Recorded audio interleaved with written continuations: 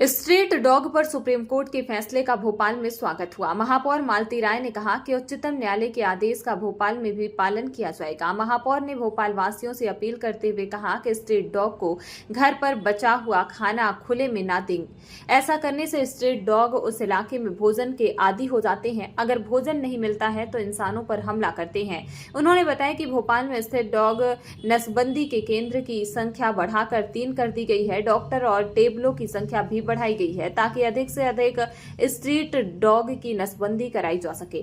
गौरतलब है कि सुप्रीम कोर्ट ने शुक्रवार को आवारा कुत्तों के पकड़ने के फैसले पर रोक लगा दी है। कोर्ट ने कहा है कि जिन कुत्तों को पकड़ा गया है उन्हें नसबंदी और टीकाकरण के बाद ही छोड़ा जाना चाहिए, सिवाय उन कुत्तों के जो रेबीज से संक्रमित हैं या जिनका व्यवहार आक्रामक है।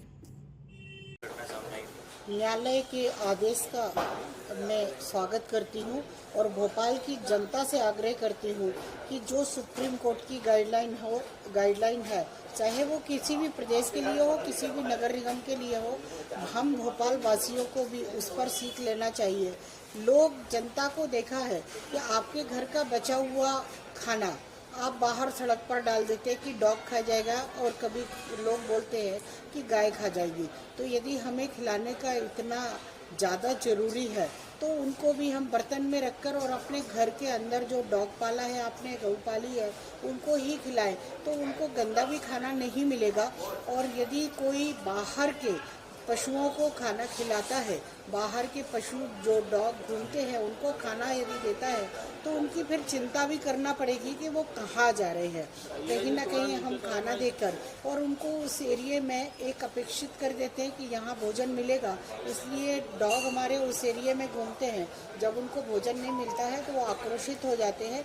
तो भोपाल की जनता को चाहिए कि केवल नगर निगम प्रशासन, जनप्रतिनिधि किसी भी व्यवस्था को यदि ठीक करना चाहते हैं तो वो जनता के सहयोग से ही ठीक हो पाएगी।